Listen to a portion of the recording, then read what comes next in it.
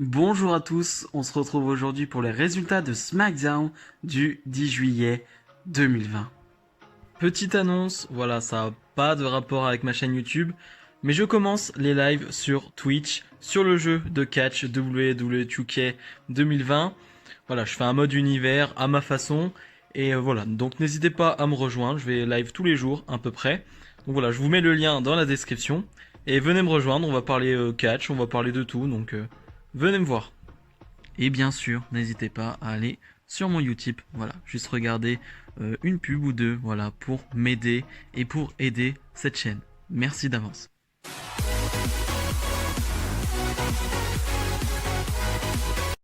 On débute le show avec le Miss TV qui a pour invité Jeff Hardy. Et je vous avoue que direct là la hype retombe pour SmackDown. Bon, j'avais pas une grosse hype pour SmackDown, mais très clairement tu commences avec la feud qui m'énerve le plus en ce moment, c'est-à-dire Jeff Hardy face à Sheamus. C'était compliqué pour moi. C'était très compliqué pour moi de se mettre dedans, même si voilà, encore une fois, Miz et Morrison me font extrêmement rire et je les trouve vraiment très divertissants. On va dire que quand Jeff Hardy parle, je sens un déprimé, je sens... Bien sûr, il va te faire croire que voilà, encore une fois, il va surmonter cette histoire, il va surmonter ça, il va battre Sheamus. Miz et Morrison qui vont d'ailleurs lui dire ce serait bien que tu l'affrontes dans un match, enfin dans un fight, dans bar fight, voilà, un match dans un bar à Extreme Rules. Et Jeff Hardy qui va dire ok, pourquoi pas. Et je trouve l'idée, enfin ça va être n'importe quoi. Enfin, de toute façon, tout est n'importe quoi dans cette histoire. Je déteste cette histoire, vous le savez maintenant. Mais en plus dans un bar fight, enfin je veux dire, est-ce que vraiment j'ai envie de voir ça à Extreme Rules? Encore une fois, ça veut dire très clairement qu'à Extreme Rules, il y aura beaucoup de matchs qui ne seront pas sur un ring, il y aura beaucoup de matchs un peu cinématographiques. Je sais pas si celui-là il va être très cinématographique, mais en tout cas, ce sera dans un bar, donc ça va pas être très... il y aura pas du vrai catch, en tout cas, il y aura très peu de vraies prises, ça sera juste voilà un fight, hein, très clairement. Et je sais pas si j'ai vraiment envie de voir ça. De toute façon, j'ai pas envie de revoir un Jeff Hardy Sheamus. Mais là, de toute façon, voilà, on est obligé d'en avoir un dernier, je pense. Et donc, du coup, ça va se finir avec un Jeff Hardy contre The Miz. Pas grand chose à retenir, très clairement. C'est un match moyen, très moyen. Rien à retenir. J'aurais préféré un Jeff Hardy Morrison, mais bon, Morrison catch quasiment toutes les semaines. Et à chaque fois, il nous livre de très bons matchs. Mais voilà, faut quand même faire catcher The Miz de temps en temps. Et Sheamus qui va faire une intervention via vidéo où il est en train de boire une bière ou quelque chose comme ça. Enfin, encore quelque chose de pas très intéressant et franchement j'en ai marre. Rien que de le dire, j'en ai marre. Et Jeff Hardy voilà, ne va pas se faire avoir par cette distraction et va l'emporter par un roll-up. Mais voilà, on aura donc ce bar fight à Extreme Rules que je n'ai pas vraiment envie de voir. Parce que très clairement, là, tous les segments qu'on a chaque semaine me donnent zéro hype. Très clairement, je sais pas si vous, vous êtes dedans, si vous êtes dans cette histoire. Moi, personnellement, je n'y arrive pas. Je n'arrive pas à y rentrer. Je n'arrive vraiment pas. J'essaye, hein, pourtant. Là, franchement, j'ai essayé d'écouter vraiment Jeff Hardy, de me mettre, voilà, en tant que fan de Jeff Hardy, de croire à sa rédemption, d'être derrière. Mais non, toute l'histoire est vraiment trop mauvaise pour moi. Très clairement trop mauvaise et je n'arrive pas à me mettre dedans. Donc voilà, Jeff Hardy Sheamus n'est pas pour moi. Alexa Bliss et Nikki Cross font face aux championnes Sasha Banks et Bayley. Et d'ailleurs, Nikki Cross va directement attaquer Sasha Banks et Bayley dans leur entrée. Mais on va avoir un match du coup entre ces deux équipes qui n'est pas pour le titre et qui me donne zéro hype déjà rien qu'à l'annonce. Et en plus, c'est-à-dire que c'est un match qu'on a déjà vu mais énormément de fois, vraiment énormément de fois. Et en plus, on l'a vu dans toutes les configurations possibles, c'est-à-dire qu'on a vu Sasha Banks contre Alexa Bliss, on a vu Sasha Banks contre Nikki Cross, on a vu Nikki Cross contre Bayley, on a vu Nikki Cross contre Sasha Banks. Donc vraiment, on a tout vu, on a vu tout ce qu'il y avait à voir entre ces deux équipes. Et même si le match, pour le coup, est pas trop mauvais, hein, c'est meilleur que Miz face à Jeff Hardy, mais pour le coup, on a déjà tout vu, c'est-à-dire que c'est vraiment une répétition de tout ce qu'on a vu auparavant et il y a rien de nouveau, il y a vraiment rien de nouveau. Alors je sais que voilà, il y a Nikki Cross qui est challenger au titre de Bayley, donc il faut créer une histoire, faut qu'on les voit catcher, mais pour le coup, vous êtes pas obligés, je sais pas. Faites des interviews, faites des promos. Alors même si bon, les promos et les Moments of Bliss, c'est pas toujours les meilleurs moments possibles, mais je préfère limite parce que j'en peux plus, je vois ça chaque semaine, j'ai l'impression que c'est un truc qui revient chaque semaine, vraiment. Ce 2 contre 2 je le vois tout le temps. vraiment tout le temps et vraiment, vraiment j'en ai marre. J'en ai un peu marre. Et au final, Bailey qui va l'emporter en faisant le tomber sur Nikki Cross en plus, enfin en faisant une sorte de tombée de triche hein, avec les pieds dans les cordes, mais en tout cas elle va quand même battre Nikki Cross, donc Bailey qui bat déjà Nikki Cross alors que le match est dans une semaine et demie. Est-ce que c'est vraiment une bonne chose de faire gagner des directs Bailey? Est-ce que tu crois vraiment que Nikki Cross du coup va pouvoir battre Bailey? Non, non très clairement pas, même si dans tous les cas voilà, vous aurez mes pronostics la semaine prochaine, mais dans tous les cas je n'y crois pas. Mais ouais, vivement que ça se termine tout ça, vivement que ça se termine à Extreme Rules parce que je n'en peux plus. Et SmackDown qui cherche encore à gagner du temps sur son show, hein, qui va nous rediffuser Braun Strowman face à Bray Wyatt du Money in the Bank. Vraiment pas le match que je voulais revoir, très clairement. Hein. C'est pas un 5 étoiles, hein, c'est pas un bon match. L'histoire en elle-même, elle est mauvaise dans le match, c'est-à-dire que t'as vraiment Bray Wyatt qui se fait avoir comme un débile, tout simplement, parce que il va croire à un moment donné que Braun Strowman va revenir avec lui, alors qu'on le voit venir à des kilomètres, qu'il joue un jeu et qu'il ne reviendra pas avec lui, c'est que c'est juste pour gagner le match. Mais très clairement, c'était pas un match que je veux revoir. Alors oui, ok, c'est pour nous mettre, c'est un avant-goût, on va dire, de Strowman Wyatt dans un swamp match à Extreme Rules Horror Show. Ok, mais franchement, on n'était pas obligé de revoir ça.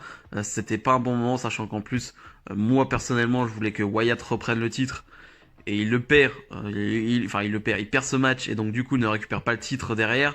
Donc pour le coup, c'était vraiment pas un très bon moment pour moi et vraiment, j'ai pas aimé revoir ça.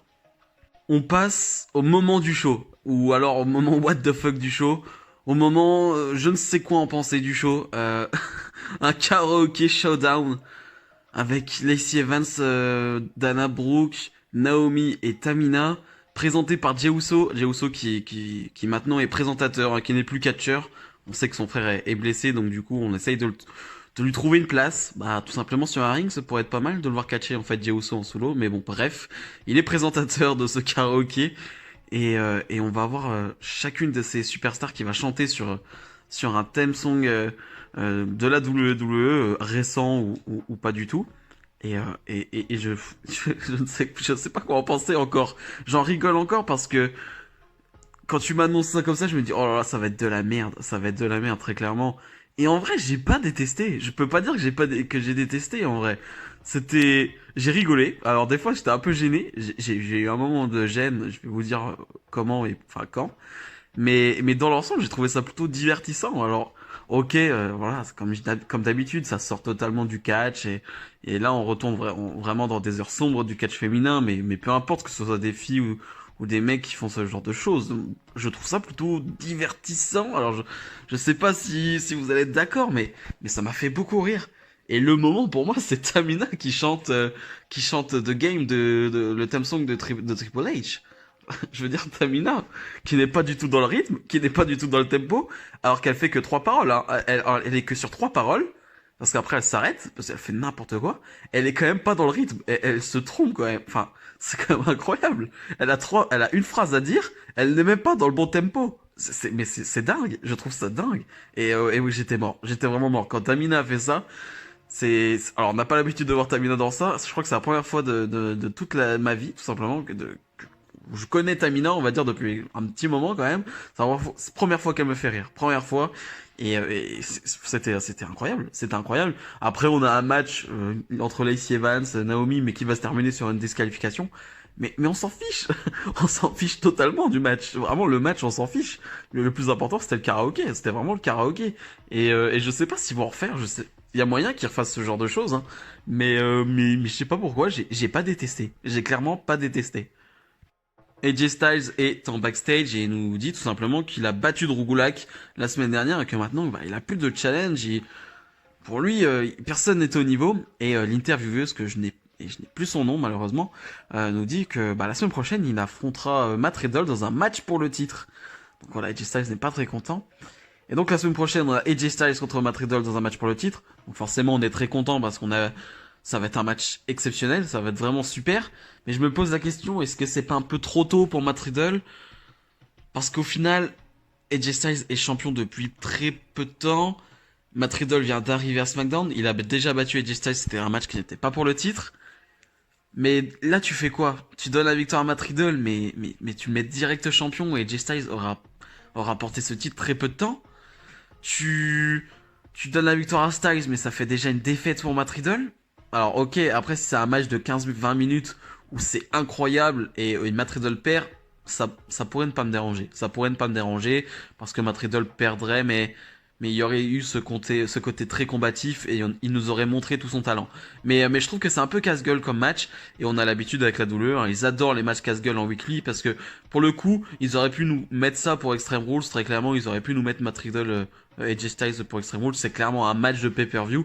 Mais bon, avec la douleur, comme d'habitude, on aime bien se casser la gueule en weekly. Donc on verra bien ce qu'ils vont faire. Le main event, le New Day défend ses titres tag face à Cesaro et Shinsuke Nakamura. Un match qu'on a déjà vu ces dernières semaines, voilà, Cesaro et Nakamura ont remporté un match contre le New Day et voilà, ça leur a donné une opportunité pour un match de championnat. Et là, pour le coup, on a un match de championnat en main event, donc moi je suis plutôt d'accord, même si, encore une fois, le titre tag n'est pas très mis en avant, on va dire, du côté de Raw ou de SmackDown, hein. On va dire les titres par équipe, la WWE s'en fiche un peu. Quand tu vois que les titres sont trimballés d'équipe en équipe, enfin, surtout le New Day et le Uso, mais voilà, peu importe qu'il l'a, hein, enfin, ce titre, très clairement, ça ne change rien. Mais bref, en tout cas, on va avoir un bon petit match d'une dizaine de minutes, vraiment avec de la bonne action. Je retiens surtout un move pendant le match, c'est une manchette portée à l'européenne de Cesaro sur Kofi Kingston, sur un dive de Kofi Kingston. Vraiment, Cesaro, c'est European uppercut sont vraiment incroyables. Vraiment, c'est vraiment une dinguerie à chaque fois. Et on va avoir une fin totalement pétée, totalement horrible, totalement WWE, où voilà, les deux membres des deux équipes vont se retrouver sur le ring et vont se frapper, et l'arbitre va décider d'arrêter le match, tout simplement, de faire sonner la cloche, parce que voilà, c'est pas très légal que tout le monde soit sur le ring. Ok, d'accord, mais tout le monde est sur le ring, donc c'est pas comme s'il y avait un 2 contre 1, donc il n'y a pas un désavantage là pour le coup, c'est vraiment, tu peux laisser l'action se terminer, se faire, c'est pas un risque, y a pas d'handicap. C'est un 2 contre 2, ils sont sur le ring, les deux contre les deux, pendant quoi, 10 secondes. Ok, ok. La douleur, comme d'habitude, qui nous fait une fin toute pourrie, et, euh, et toujours avec ces règles qui changent semaine après semaine. C'est-à-dire que tu vas avoir des matchs où ils vont rester 15 secondes sur le ring et l'arbitre ne va rien dire. Là, il reste quoi, 5-6 secondes, l'arbitre disqualifie, enfin même pas disqualifie, mais arrête le match directement. Voilà, tu gâches tout encore une fois parce que le match était vraiment bon, ça commençait à partir sur quelque chose de très très sympa. Mais bon, comme d'habitude, on finit comme de la merde, très clairement. Et c'est Cesaro et Nakamura qui vont prendre le dessus, qui vont faire une power bomb sur une table. Et voilà, très cool, très très cool ce move de Cesaro. Vraiment très cool. Mais encore une fois, tu termines le SmackDown sur une note amère, quoi. Je veux dire, tu peux pas terminer sur quelque chose comme ça, c'est pas possible. C'est pas possible de terminer un show sur un non-match. C'est impossible. En bilan, c'était pas un bon SmackDown, très clairement. C'était vraiment pas un bon show. Limite, ce que je retiens, c'est le karaoké. Et je peux même pas dire que c'était extraordinaire, mais disons que ça m'a fait rire. Mais pour le coup, il y a rien à retenir de ce SmackDown. Les décisions, le booking, enfin, il y a rien qui va dans ce SmackDown. Il y a vraiment rien qui va. Et ça me donne pas de hype pour le prochain SmackDown et ni pour Extreme Rules. Donc vraiment un très mauvais SmackDown. Si cette vidéo vous a plu, n'hésitez pas à la commenter et à liker. Ça fera du bien à la chaîne.